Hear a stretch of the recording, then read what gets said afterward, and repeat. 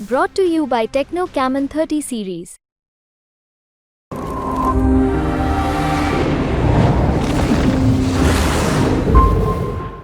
बहुत अच्छा चुनाव गया और शांतिपूर्ण रहा। एक दो जगह से शिकायत आई कि ईवीएम मशीन थोड़ी ख़राब है।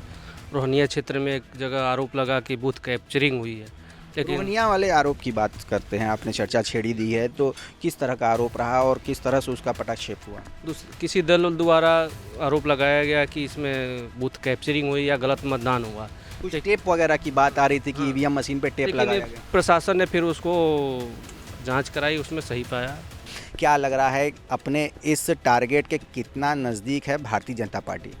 देखिए रोशन जी, बनारस में चुनाव तो बड़ा उत्साहपूर्ण रहा। सुबह से आम पब्लिक भी उत्साह और जोश से लबरेज दिखी।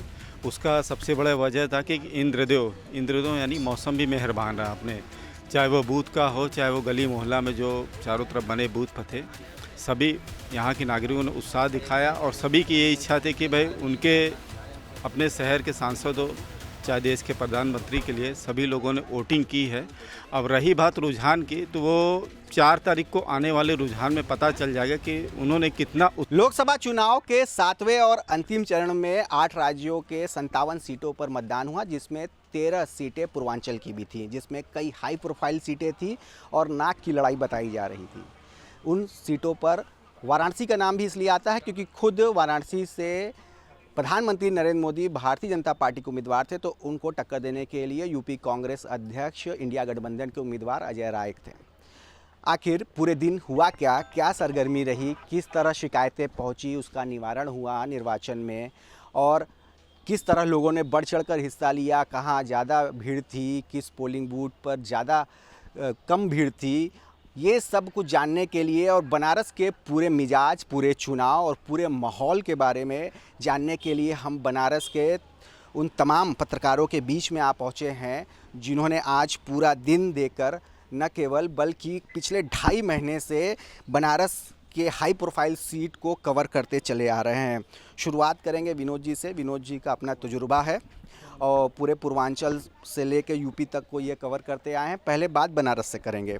बनारस पहले से ही एक कहा जाए रिजर्व माना जाता रहा, भारतीय जनता पार्टी के लिए सुरक्षित सीट के तौर पे हमेशा देखा जाता रहा है।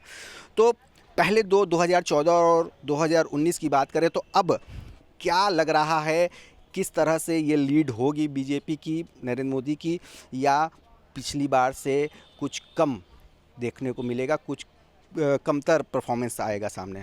इस बार क्या है कि नरेंद्र मोदी जी को तो लीड मिलनी ही है, लेकिन जो वोट परसेंट है वो थोड़ा सा गिरता हुआ दिखाई पड़ रहा है। अब जैसे कांग्रेस के जो अजय राय जी हैं, तो ये चुनाव लड़ रहे हैं। इनका जैसे रोहनिया है, कोलसला है, इधर से थोड़ी वोटिंग जो है, ग्रामीण क्षेत्रों की वोटिंग जो है इनके पक्ष में हो रही है। लेकिन जो शहरी क्षेत्र है हमारा, शहर दक्षिणी है, शहर उत्तरी है, इस तरह से, तो उसमें बीजेपी को ज़्यादा वोट परसेंट पड़ रहे हैं। और सुबह मतलब आज की सुबह जो थी वो थोड़ी सी मौसम भी मतदान के पक्ष में दिखाई पड़ा, तो उसमें जो है वोटिंग परसेंट उनका बढ़ता हुआ दिखाई पड़ा और यही से थोड़ा सा उनको लीड मिल रही है।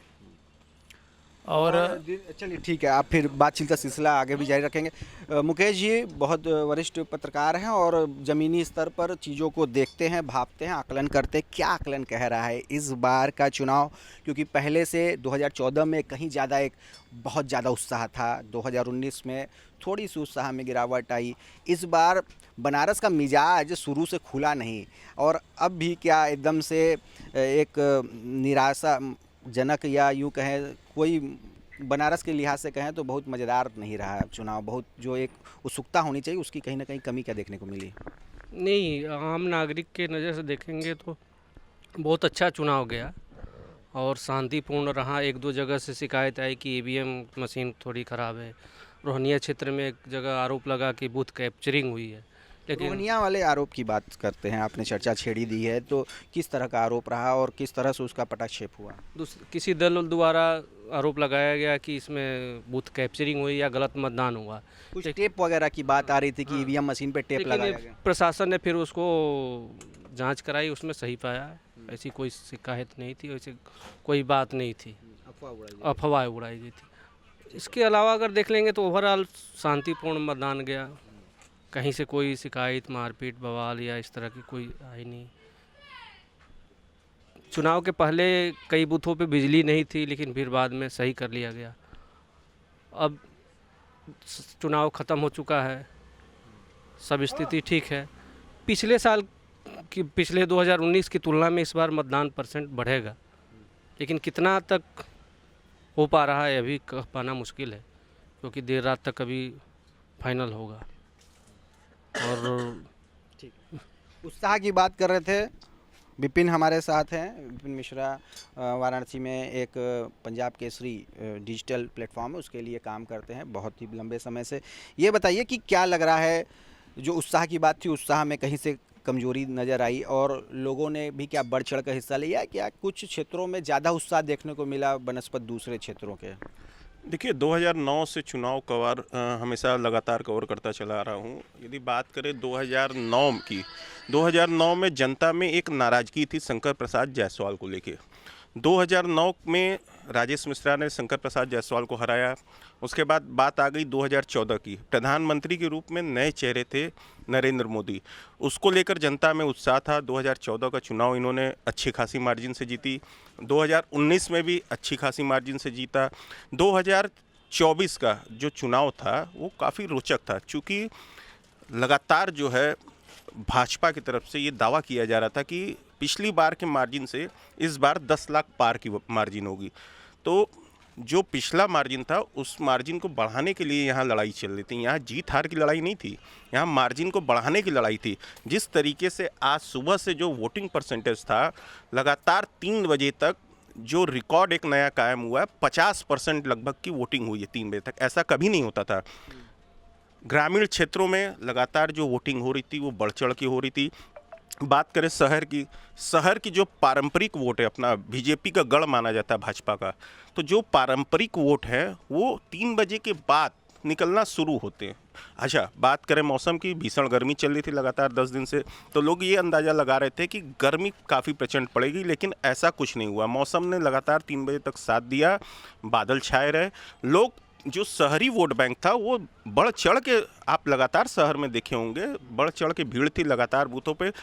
बात करें वोटिंग की, तो वोटिंग जो इंडिया गठबंधन के अजय राय है उनके पक्ष में ग्रामीण क्षेत्रों में बढ़ चढ़ के मतदान हुआ। उनका भी वोट परसेंटेज बढ़ेगा इस बार। ये नहीं कह रहे हैं कि केवल भाजपा के कैंडिडेट का बढ़ेगा, अजय राय का भी वोट परसेंटेज इसलिए बढ़ेगा क्योंकि वो अब एक दल दोनों दल एक साथ एक कैंडिडेट को उतारे हैं, तो उसकी वजह से उसका फ़ायदा भी उनको मिलेगा वोट बैंक का। तो ठीक है, वोट बैंक का जो अपना समाजवादी पार्टी का हो, चाहे कांग्रेस का हो, चाहे छोटे दल जो भी इंडिया गठबंधन में शामिल हो, उन सभी का कहीं ना कहीं फ़ायदा अजय राय को मिलता दिखाई पड़ रहा है।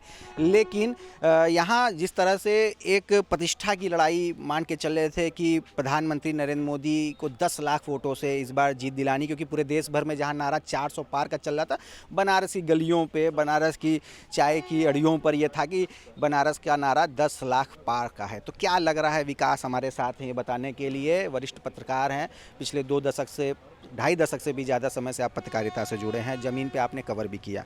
क्या लग रहा है अपने इस टारगेट के कितना नज़दीक है भारतीय जनता पार्टी? देखिए रोशन जी, बनारस में चुनाव तो बड़ा उत्साहपूर्ण रहा। सुबह से आम पब्लिक भी उत्साह और जोश से लबरेज दिखी। उसका सबसे बड़ा वजह था कि इंद्रदेव यानी मौसम भी मेहरबान रहा अपने, चाहे वो बूथ का हो, चाहे वो गली मोहल्ला में जो चारों तरफ बने बूथ थे, सभी यहाँ के नागरिकों ने उत्साह दिखाया और सभी की ये इच्छा थी कि भाई उनके अपने शहर के सांसद हो, चाहे देश के प्रधानमंत्री के लिए सभी लोगों ने वोटिंग की है। अब रही बात रुझान की, तो वो 4 तारीख को आने वाले रुझान में पता चल जाएगा कि उन्होंने कितना उत्साह दिखाया है। मैं ये कह रहा हूँ, क्या जो 10 लाख का टारगेट लेके चल रहे थे, क्या वो टारगेट पूरा होगा? क्योंकि अगर 20 लाख मतदाता हैं और पिछली बार 59% वोटिंग हुई थी, अगर हम मान लीजिए 70% भी मान लें और 14 लाख अगर मत पड़ भी जाते हैं, तो क्या लग रहा है 14 लाख में 10 लाख से ज़्यादा अगर वोट नरेंद्र मोदी को पड़ेगा? क्योंकि पिछली बार 2014 में कहाँ वोटिंग परसेंटेज, वोटिंग शेयरिंग उनकी थी, 2019 में वही करीबन 65-64% थी, और 14 2014 में करीबन 56% के आसपास थी। तो अगर मान लीजिए उस कैलकुलेशन को देखें तो क्या लग रहा है जो 10 लाख का मार्जिन ये लेके चले थे उसके नज़दीक पहुंच पाएंगे कि नहीं, क्या लग रहा है? नहीं, ऐसा तो नहीं है। मार्जिन को पूरी करने में भाई आम पब्लिक ने पूरी कोशिश की है कि उनकी मार्जिन पूरी हो जाए, लेकिन पूरा हो भी जाता। लेकिन 3 बजे के बाद जो मौसम थोड़ा सा करवट लिया, धूप बढ़ी, तो आम पब्लिक का थोड़ा इंटरेस्ट कम हुआ। उससे क्या हो गया, बूथों पर पब्लिक की संख्या काफ़ी कम हो गई। वो वोट परसेंट जैसे 1 बजे तक 40% का था, तो 3 बजे तक वो बढ़ करके करीब 48 लमसम 50% हुआ। तो इससे पता चलता कि 3 बजे के बाद पब्लिक का रुझान थोड़ा कम। रही बात उसकी कि भाई 10 लाख का टारगेट पार हो गया, तो नहीं, तो ऐसा भाई नहीं लग रहा है इस बार, क्योंकि नहीं लग रहा है। चलिए, फाइनल इनका मानना है कि 10 लाख का जो टारगेट यहाँ पे प्रतिष्ठा की लड़ाई बना के चले थे, बहुत ज़्यादा कार्यकर्ता से अगर निजी तौर पे हम लोग की बातचीत भी होती रही तो बहुत ज़्यादा परेशान थे। उनका कहना था कि अभी से पहले कभी भी इतनी मेहनत भारतीय जनता पार्टी ने उनको नहीं कराया है। कईयों ने अपनी तबीयत का हवाला दिया कि उनकी तबीयत ख़राब हो गई। बहुत ज़्यादा घर घर जाकर इन्होंने लोगों को निकाल कर अपने मत अपने पक्ष में करने की कोशिश की। तो क्या लग रहा है 10 लाख का जो टारगेट है वो पूरा होगा? 10 लाख का फ़र्क देखने को मिलेगा कि अब तो ये कह रहे हैं कि 10 लाख मोटी पड़ जाएं तो बहुत है? नहीं नहीं, ऐसी बात नहीं है। चूँकि देखिए, जो भाजपा का जो परंपरागत वोट है ना, और उसके जो कार्यकर्ता हैं वो अभी लगे हुए थे। शहर दक्षिणी में मैंने देखा, शहर उत्तरी में भी देखा, और जगह देखा मैंने, तो वो सब पूरा गढ़ का गढ़ वो दे रहे हैं। तो जैसे 10 लाख का तो मान लीजिए नहीं आ पा रहा है मार्जिन थोड़ी कम हो सकती है। वो उनका जो लक्ष्य है वो तो हमें नहीं लगता है कि वो पा पाएंगे, लेकिन कुछ मार्जिन कम रहेगी। आप विधानसभा वार बता रहे हैं कि इन सब जगहों पे जो कार्यकर्ता लगे रहे हैं और वोटर निकलते भी रहें। मुकेश जी, ये बताइए कि क्या जो भारतीय जनता पार्टी का कोर वोटर है, जो परंपरागत वोटर है, वो निकला है? क्योंकि हम लोगों ने जो मुस्लिम क्षेत्रों का दौरा किया, वहाँ तो भारी संख्या में लोग दबा के वोट कर रहे थे। तो क्या लग रहा है जो बीजेपी के अपने वोटर हैं, कोर वोटर, वो निकलने में अपने आप को सक्षम हुए हैं? क्योंकि ऐसा कुछ बूथों पर निराशा और मतलब वो गहमा गहमी देखने को नहीं मिली। नहीं, वोटर सब निकले हैं। अधिकतर 10% ऐसे हैं जिनका नाम वहाँ पर गए तो उनका नाम नहीं दिखा, वो निराश होकर लौटे। कहीं ना कहीं बीएलओ ने इसमें गड़बड़ी की है, नाम काट कर दूसरे बूथ पर करना या नाम काट देना। तो वोट परसेंटेज ज़्यादा नहीं बढ़ेगा तो 10 लाख टारगेट नहीं पूरा कर पाएंगे। हाँ, 80% अगर वोट हो जाता तब तो ये 10 लाख के अंतर से जीत सकते। 80% होना ही बहुत बड़ा, अपने आप में बहुत बड़ा रिकॉर्ड हो जाता। लेकिन क्या, अच्छा चलिए अब विपक्षी दलों पे आते हैं। अजय राय का क्या लग रहा है, कितना वोट पा जाएंगे? बहुत तमाम दावे किए जा रहे थे, बाहरी बनाम स्थानीय की लड़ाई छेड़ दी गई थी। तो क्या लग रहा है, अजय राय जीत पाएंगे या जीत के नज़दीक पहुंचेंगे या बहुत जमानत ही जब्त हो जाएगी? नहीं, जमानत जब्त तो मैं नहीं कहूँगा, लेकिन ये बात ज़रूर से कहूँगा कि ये जीतना तो मुश्किल है उनके लिए। और अब केवल दूसरे और तीसरे नंबर की लड़ाई रहेगी, दूसरे और तीसरे नंबर की लड़ाई रहेगी उनकी। अजय राय मतलब तीसरे नंबर पे भी जा सकते हैं, आपका कहना है? हमारा कहना है कि वो दूसरे और तीसरे नंबर पर लड़ सक रहे हैं। मतलब इस समय वो जा सकते हैं। क्या होगा, क्या वोटिंग होगी, वो तो सामने ही आएगा रिजल्ट उसका। लेकिन लड़ाई पहले की नहीं है इनकी लड़ाई दूसरे और तीसरे नंबर की। ठीक है मुकेश जी, क्या लग रहा है अजय राय के साथ क्या होने वाला है? क्योंकि हमेशा ये तीसरे नंबर पर ही इनको संतोष करना पड़ा जब से चुनाव लड़ रहे हैं लोकसभा। अभी वो तीसरे नंबर पे रहते अगर सपा का साथ नहीं रहता तो सपा एक मजबूत पार्टी यूपी में, इसलिए उनका परसेंटेज बढ़ेगा तो दूसरे नंबर पे आ सकते हैं। चलिए, इस बार मतलब कुछ उनमें प्लस होने वाला है। क्या लग रहा है आपको, अजय राय की क्या स्थिति होने वाली है इस बार के लोकसभा चुनाव में? अजय राय सेकंड नंबर के हैं और पिछली बार तीसरे नंबर पे थे, लेकिन इस बार उनका सेकंड पर रहना ही रहना है, क्योंकि लड़ाई सिर्फ यहाँ मार्जिन की अब रह गई है और सबको पता है भारी अंतर से दूसरे नंबर पर रहेंगे। भारी अंतर से रहना है उनको। विकास, क्या लग रहा है आपको इस बार दूसरे नंबर तीसरे नंबर पे कौन रहने वाला है? भाई जो इस बार गठबंधन जो है थोड़ा काम करेगा, अजय राय जी तीसरे पायदान से किसी करके दूसरे नंबर पर आ सकते हैं। पूरा सिनेरियो देखने के बाद ओवरऑल कुछ ऐसा ही नज़र आ रहा है। और कुछ ऐसी रोचक बातें जो इस बार हम लोग से अनछुई रह गई, उस पर बात चर्चा नहीं हो पाई, कुछ और ऐसा मुकेश जी? या 5-7 मामले युवा हमसे संपर्क में आए हैं जो फर्स्ट वोटर है, स्पेशली आज वोट देने के लिए फ़्लाइट से या ट्रेन से आए हैं। वोट दे के फिर वापस गए हैं, आज फ्लाइट से गए हैं। अच्छा। कुछ गुजरात से, हाँ कुछ गुजरात से, कुछ मुंबई से फर्स्ट वोटर जो है उनको वोट को लेकर बहुत उत्साह था उनके अंदर।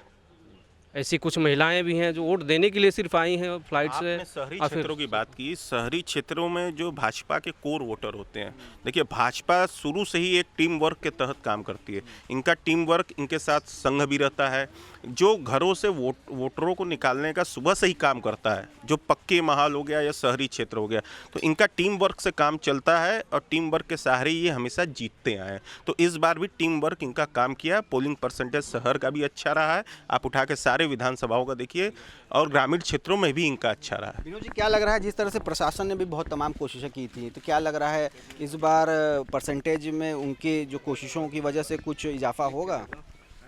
प्रशासन तो हर बार ही करता रहता है, उसका काम ही है इसका व्यवस्था करना, और निर्वाचन आयोग का जैसे जैसे निर्देश होता है उस तरह से लोग अपना अधिकारी, पीठासीन अधिकारी जो लोग हैं वो सब काम करते रहते हैं। मेन चीज़ ये है कि जैसे जो भी वोटर आ रहा है वोट देने के लिए, उसका लिस्ट में नाम होना चाहिए, क्या सुविधाएं दी गई हैं, सुविधाएं वहाँ पर होनी चाहिए। जैसे इस बार मैंने देखा, पहली बार मैं वोट देने गया तो इस बार देखा कि पानी वगैरह की व्यवस्था, वहाँ पाउच वगैरह और बोतल का पानी वगैरह सब रखा हुआ था, तो लोग वहाँ पर वो आते थे, आ रहे हैं लोग तो पी रहे हैं उससे। तो थोड़ा इसे मैसेज ये गया कि भाई वहाँ व्यवस्था है, आप जा कर के वोटिंग करिए, प्यास लगे या कुछ ऐसे हो तो अपना कर सकते। तो इससे थोड़ा सा उसमें वोटिंग परसेंटेज में वृद्धि होगी। प्रशासन का इसमें योगदान यही रहा। पवन जी हमारे साथ हैं, बता रहे थे प्रशासन ने भी बहुत कोशिशें की वोट परसेंटेज बढ़ाने के लिए। विकास, आपकी बात के साथ ख़त्म करते हैं, क्या लग रहा है इस बार कुछ नया अनुभव, इतने वर्षों के आप लोग जिस सबसे पत्रकारिता कर रहे हैं, क्या लग रहा है आपको, कुछ नया इस तरह का देखने को मिला या कुछ नया इस बार हुआ? देखिए, इस बार नया ये रहा कि मुंबई के, महाराष्ट्र की महामंडल से हिमांगी शफी को भी शहर के प्रचार प्रसार में लगाया गया, वो भी आए रहे, और उनके लिए पोर्टल भी एक नेशनल लेवल पर बताने की बात की। तो इस बार जो है नया ये रहा कि अपने यूथ से एक थर्ड जेंडर भी जुड़ा हुआ है। तो अब ये पता चलेगा कि थर्ड जेंडर का इसमें क्या योगदान रहा, वो 4 तारीख को रिजल्ट आने के बाद ही पता चलेगा। नया इस बार ये रहा। ठीक है, तो ये थे काशी के, बनारस के वो पत्रकार जिन्होंने पूरे 2.5 महीने की काफ़ी मेहनत मशक्क़त के बाद आज चुनाव ख़त्म होने के बाद अपने ही आकलन पर पहुँचे हैं, और ये उस उम्मीद के साथ ये पहुँचे हैं कि वोटिंग परसेंटेज बढ़ेगा, और बनारस में लड़ाई हार जीत की नहीं बल्कि मार्जिन की है, बड़ी मार्जिन की है। एक बार फिर लोगों ने ये बताया है कि अजय राय दूसरे या तीसरे नंबर पर आ सकते हैं। इसमें थोड़ा उनको लेके अचीवमेंट होगा अगर वो दूसरे नंबर पे आएंगे, क्योंकि अभी तक वो जब भी लोकसभा चुनाव लड़ते आए हैं तीसरे पायदान पे ही उनको संतोष करना पड़ा है। प्रशासन ने भी बहुत सारी कोशिशें की हैं, और आज मौसम ने भी लोगों का बहुत साथ दिया है, लेकिन आखिर में नतीजे क्या आते हैं ये तो वक्त ही बताएगा। रोशन जायसवाल, वाराणसी, यूपी तक।